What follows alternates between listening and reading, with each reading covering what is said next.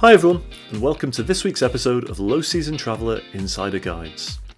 I'm your host, Jed Brown, founder of Low Season Traveller, and this week we're joined by Sólveig Nikulásdóttir, a Reykjavik local and a product owner at Iceland Travel, who is going to be talking with us about Iceland during the low seasons. Iceland was highlighted in the news throughout 2019 as being one of the destinations which was suffering at the hands of over-tourism. Yet, during the low-season winter months, the tourists are much fewer in number, and the prices reflect this. I wanted to learn more about the types of experiences which travellers can enjoy during these low-season months, and Sólveig was the perfect guide for us. Enjoy. So, a very good morning, Sólveig, and welcome to the Low Season Traveller podcast. Great to have you here. Yeah, thank you for having me. It's my pleasure. Wonderful to have you here. First of all, let's set the scene. You are at home. Are you on lockdown like the rest of us? Well, here in Iceland at the moment, we have a ban on gatherings of more than 20 people. Okay. So as much as we can, we're working from the office at home. Yeah, fair play. Same as myself. I'm here in Manchester in my daughter's bedroom, which has become my podcasting room because it's perfect for it. So let's get straight in. First of all, Iceland, give us a little bit of an overview to your destination, your wonderful country, and then let's get a little bit more into when the low seasons are. Okay, so Iceland, well, it's an island in the middle of the Atlantic. We are the second largest island in Europe after Great Britain. It's just over 100,000 square kilometers in size. It's about 40,000 square miles. So it's a large island with very few inhabitants. We are only about 350,000 in total, Wow. Icelanders. So there is plenty of space to be had here. Perfect. And quite isolated as well. Our closest neighbors are Greenland, the Faroe Islands, Scotland. Yeah. Very good. So and actually, you're not really very far from the UK as well. What is it? No. The flight must be what, 2-3 hours, is it? Yeah, it's under 3 hours. I think 2:30, and then you have to circulate over Heathrow usually when we're going in. So. Oh, I mean, usually, obviously, at the moment it's exceptional times. Usually, the flights from Manchester as well. And I think you have direct connections with either Edinburgh or Glasgow. I think as well, usually throughout the year. We do. We've had both. Icelandair has such a large network of flights to choose from. Yeah, perfect. So the low season months in Iceland, obviously, Iceland does have a lot of tourists, I guess, from North America as well as from Europe and the UK. When tends to be the quietest time of the year in Iceland? Well, I guess we would define the low season in Iceland from October through April. There's a peak, of course, around Christmas and New Year's. The lowest season, probably, November and January. April, always a little slow as well. And why is that? Why are the low seasons the winter months? Because my instinct would be, when I think of Iceland, rightly or wrongly, the two things that come to mind are the Northern Lights and volcanoes, of course. And when I think of the Northern Lights, I think of the winter time. So I would have thought that would have been the peak time. Yeah, I mean it's changed a lot since I started many years ago in tourism. Then we really had the summer season was the tourist season, and there were hardly any visitors who came in the wintertime. But then we made a concentrated effort to increase tourism, and the Northern Lights helped us a lot in that. And we started to get weekend travelers during the winter time, but now it's grown a lot. And we have a good flow of people over the winter months looking for the Northern Lights, looking for the winter adventure, the snow, and Because of course in Iceland you have what I would call a proper winter. In the UK, we bemoan winter when it comes, but really, winter, it's not. We don't have as much of those days where it's cold and it's crisp, and it's sharp. That feeling of really having to wrap up warm. We don't really get that in the UK. We have this damp greyness that's about 5-6 degrees. It's not freezing. It's not warm. It's not a proper winter. But obviously, you guys, you've got the real deal and everything that comes with it, which for me sounds tremendously exciting. Yeah, it's funny, even though we're not so far away from you guys in the UK. You see a lot of difference when you're flying between the countries regarding the season. And I'm just looking outside my window now, and it's like that. It's white and crisp. It was just snowing yesterday. Oh wow! Well, unusually maybe a long period of snow this year, but yeah, we have this wonderful winter season, and we do get a lot of snow here often in the winter time. And typically, what can travellers do in the winter? Do you have all of the usual winter sport pursuits? I don't know. Forgive my ignorance. Is it dog sledding? Is it ice fishing? Yeah. Is it this kind of things? What's the activities? We have a great variety of winter sports. Dog sledding is very popular. Snowmobiling. We can actually do snowmobiling the whole year round. In the summertime, we're on the glaciers, and in the winter as well, just a little bit closer to the lowlands. So snowmobiling, very popular. All sorts of winter activities. We have these amazing super jeeps. I don't know if you've seen any pictures of those with like modified tires. They can go anywhere in the snow. So people really love to do snow activities on board these jeeps. You can book a tour with them, and they take you inland to the highlands. Fantastic. And enjoying fantastic, sunny winter days. Yeah. Perfect. Now, I suppose when we talk about the winter, obviously one of the things for people to be aware of is obviously it's very cold, and we need to be prepared for that when we come to Iceland in the winter time. I suppose the other thing is, how many hours of sunshine do you get? We get conscious that the further north there's less sunshine hours, and you see sometimes statistics where it says there's 1 hour of sun a day or whatever. But what's that like in reality? I've never been somewhere that has that. Is it literally pitch black apart from 1 hour? What's it look like in reality? Well, thankfully, it's not like that. Of course, the darkest months, it's from November through December, until we have the winter solstice, which we always celebrate on the 21st of December. We know that the days are getting longer from that point onwards. But here, for example, where I'm based in Reykjavik, and where most of the travelers come in the wintertime, the sun is rising around noon during this shortest daylight month, and setting again around 4, like just before 4 o'clock.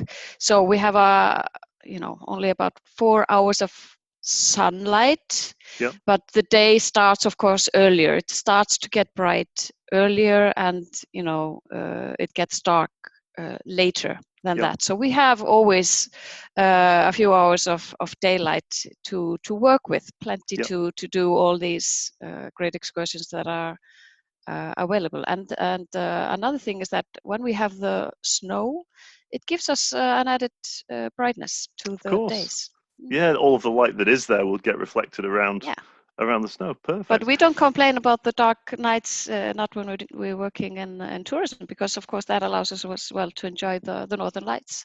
Absolutely. Now, when we talk about the northern lights, it's one of those things where the feeling that I have, and I've spoken to friends that have, all their life they've wanted to see the northern lights and haven't yet. And the feeling is that to experience the northern lights, you have to be incredibly lucky. It's very rare. How rare is it? And if you were to go to Iceland, for example, in January, can you give us an idea of what the chances are that we would experience the northern lights? I'm afraid not. That's the mystery. Well, it's always it's a good chance of seeing the northern lights during this winter period when it's dark enough. So as soon as September comes around, when we have the dark sky, we can start to see the northern lights, and all through March, I would say. And then, well, the uncertainty factor is, of course, is there a lot of solar activity creating the northern lights? And there are ups and downs in that during the period. And then we have to have a clear sky. And not a lot of cloud coverage. So that's what you have to work with. If conditions are ideal, then yes, there's every chance of seeing the northern lights, and we do see them, on a regular basis. But it's always a risk for a traveler coming and spending only a few days. You can't get unlucky, or you can't get lucky. Oh, it would break my heart for any travelers that go for 2 days and they miss out, because, like you say, the chances are if they could stay on for a week, they'd probably obviously increase their chances twice. Yeah, exactly. And I met so many travelers who who've told me, it's been my lifelong dream to see the northern lights, and it breaks my heart when it doesn't work out. Same, it lifts it when they do get to see them. Yeah, for sure. But when travelers come along to Iceland in those kind of winter months during the low season, obviously there's the hope of experiencing the northern lights. But if they weren't to get to see the northern lights, there is so much more for them to see, right? You have just stunning landscapes. I'm looking at the Iceland Travel website, and some of the photographs that you've got on there of the landscapes are just out of this world. Amazing. It's like another planet. What kind of sights do you guys at Iceland Travel bring people to see? What could they hope to experience during the winter months? Well,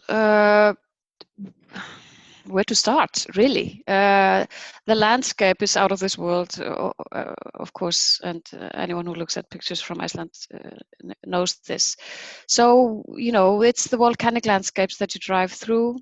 It's the glacier vistas, it's the black sandy beaches, a lot of contrasts in Icelandic nature, and this feeling of vastness. I mean, we're not so many who live here, so you have a lot of unpopulated areas, and I don't know. It's a great nature experience. Great place to get outdoors. Great place for isolation, which is, of course, the buzzword right now. Yes, please come. Where's your favorite place in Iceland? So you're obviously you're from Iceland. You're from Reykjavik, right? Yeah, I am. Where's your favorite place in Iceland? So if there was one place in Iceland that you personally love more than anywhere else, where is it and why? Okay, I can't narrow it down to just one. Don't make me.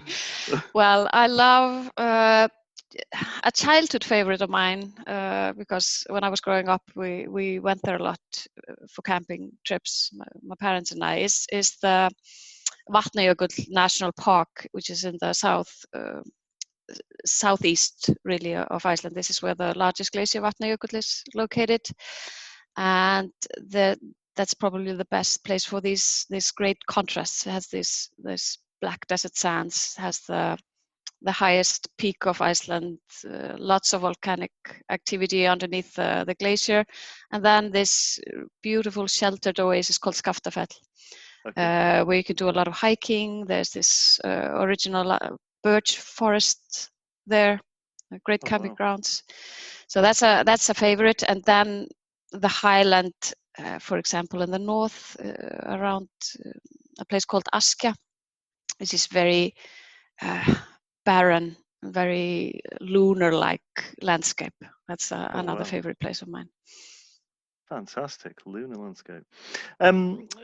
Also, when we look at photos of Iceland, or if you type Iceland into Google, you always get these kind of geothermal springs, hot springs, I guess.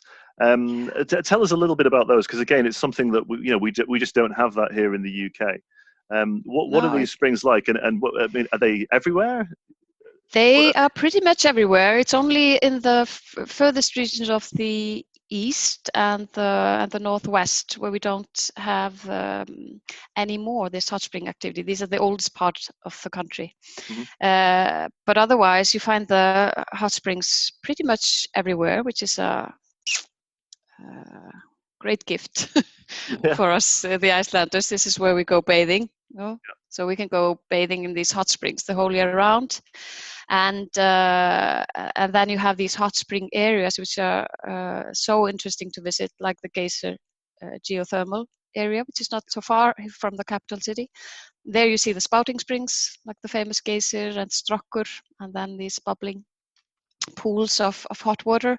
And other geothermal fields you can find also in proximity to the capital, even where you find these really gray mud pools with bubbling, mud and sulfatars and steam rising up into the air. So it's quite a sight to see.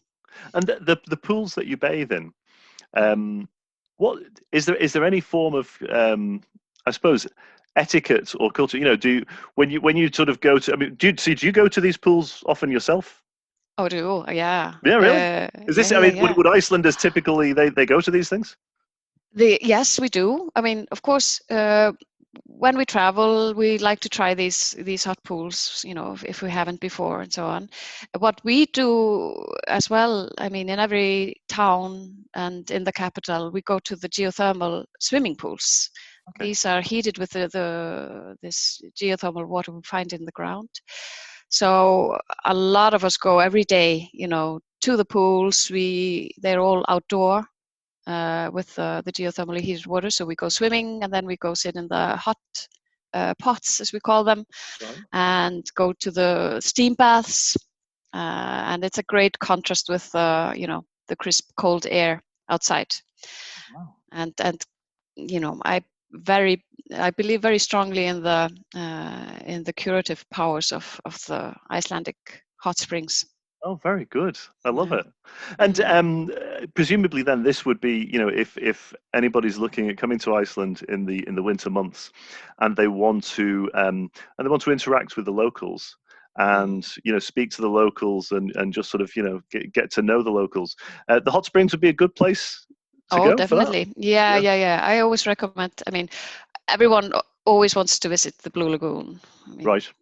Naturally. So that probably would be a place to stop at if you come for winter travel. Then there are other maybe lesser known places to visit, like the Secret Lagoon or the Fontana baths. And pretty much everywhere now around the island you have these wonderful almost like spas, really. We made these hot springs very accessible to people. But then I always recommend to people to go and try out the swimming pools as well, because that's where we mingle, and that's where you go to the hot tub and you meet the president and you sit. Oh, wow. Are you serious? Are you serious? Everyone is equal in the hot tubs. So this is where I love that. we solve all the problems of the world in there, everyone together. I love that. Okay, let's move on to wildlife. What kind of wildlife do you have in Iceland? Do you have much in the way of wildlife that people can experience when they visit? We don't have a lot of wildlife here on the island. We have, the first settler on the island was the Arctic fox. Oh, okay. It's really beautiful. It turns a white color in the winter to disguise. But of course you don't. Hard to see. It's very hard to spot, and it's shy. Yeah. But it's in the east part of Iceland. You can see the reindeer, wild reindeer. Yeah. Otherwise, for wildlife, yes, nothing much happening there. Little mice and rats. Do you with the reindeer? Do you eat reindeer meat? We do. Yeah. Yeah. Okay. Mm-hmm. And that would be a normal kind of food. I suppose this is linking to the food side of things. So what kind of food is traditional that we could experience when we're in Iceland? And what should we try? What's a must try? Well, ironically, the reindeer is more like a Christmas. Oh, okay, Christmas really? dish. Okay, so no turkey, just reindeer. Yeah, well, turkey as well, we get that. Traditionally, of course, it's lamb. We raise a lot of sheep here on the island, and the Icelandic lamb is, in our own opinion, our humble opinion, the best in the world. Very good. The sheep graze in the highlands in the summertime, so they're eating wild herbs, and Oh, wow. and that gives a really good taste to the meat. So lamb, and of course fish. We get such fresh fish here on the island, so that's something that I would always recommend to visitors to eat as much of as they can while they're here. Yeah. And we have these great restaurants and great chefs as well. Fantastic. What would be your favorite? What's your favorite meal, and what's your favorite place to eat out that you would recommend if anybody's coming to Iceland that they should visit? Putting you on the spot here, I know, because I know I haven't told you this in advance. Well, let me see. My absolute favorite meal is lobster tails. Oh, wow. Oh my God. That's these small langoustine. And yeah, they're amazing. So any restaurant which serves that would be a go-to for me. I love a little place in downtown Reykjavik which is called Snaps. I go there for fresh mussels and fries. Oh, wow. Oh God, that sounds divine. I'm quite hungry now, and fresh mussels just sounds fabulous to me. Yeah. Wonderful. In terms of places to stay, again, I appreciate that I'm putting you on the spot because there's just so many fantastic different places to stay when people visit Iceland. Is there anywhere that that you would particularly recommend that is, for whatever reason, is a wonderful experience for people to try in the winter months? Yeah. Well, it depends a little bit on what you're looking for. In the city, there are many great hotels located downtown, for example, like the Iceland Air Hotel Marina or Canopy. They're quite lovely. And then if you would go into the countryside in the Snæfellsnes Peninsula region, which is in the west part of Iceland. There's a lovely country hotel there called Hotel Búðir, which is really hotel, just... How's that spelled? Hotel Budr. Yeah,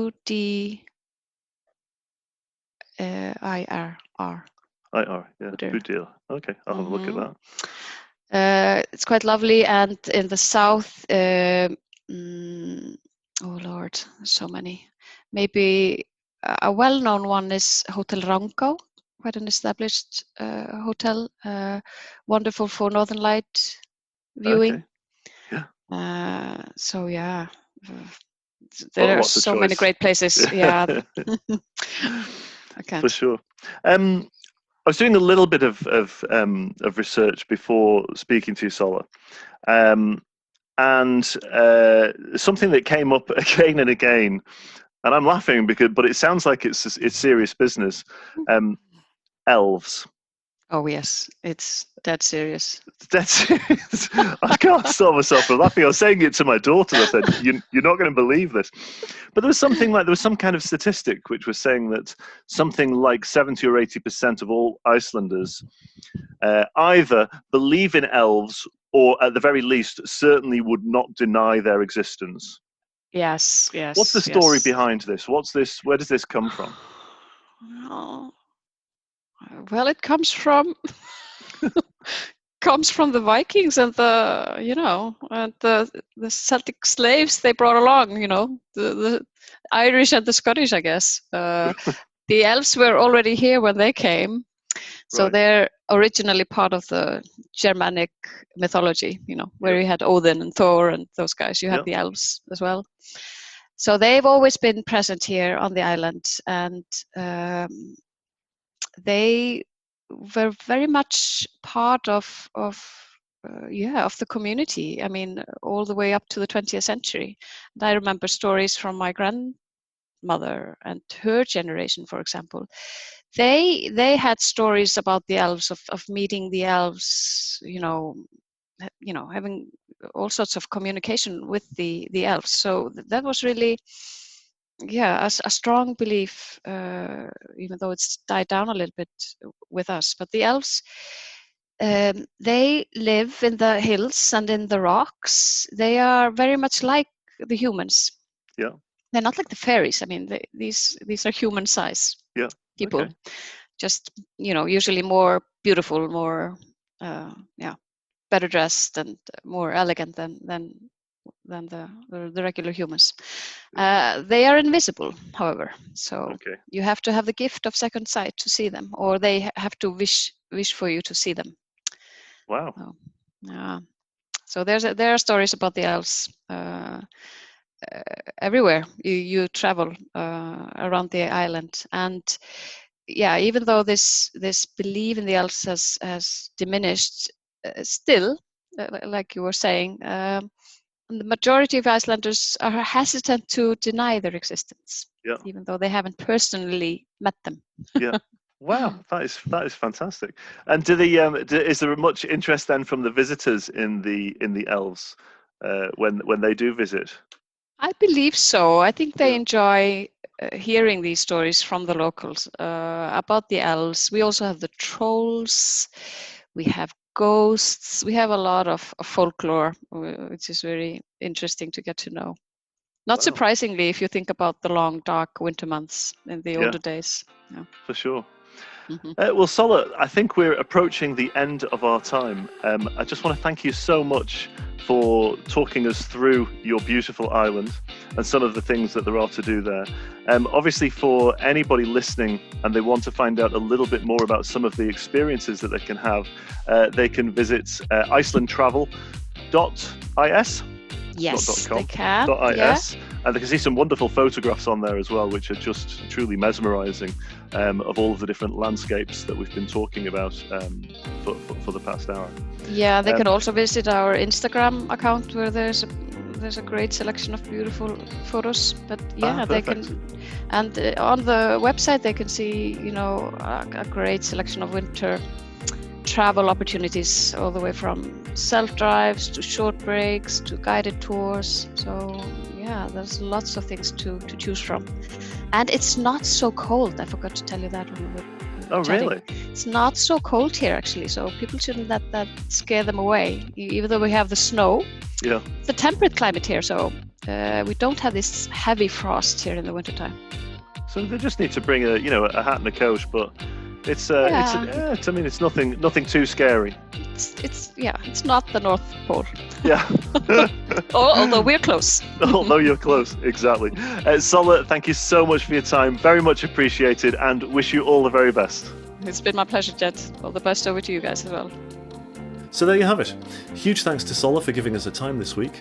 And please do check out icelandtravel.is to learn more about the types of tours and experiences which can be enjoyed during the winter months in Iceland. Thanks for your company this week, and if you haven't already done so, please do sign up to receive our latest updates on lowseasontraveller.com, and then you'll be among the first to experience the world's first low-season dedicated travel website, perfect for inspiration as we wait and dream of future travels. Have a great week, stay healthy, stay safe, stay home, and don't forget to share this podcast with your friends, family, and social networks. Our content will always be free for everyone, as we believe that travel is better without the crowds.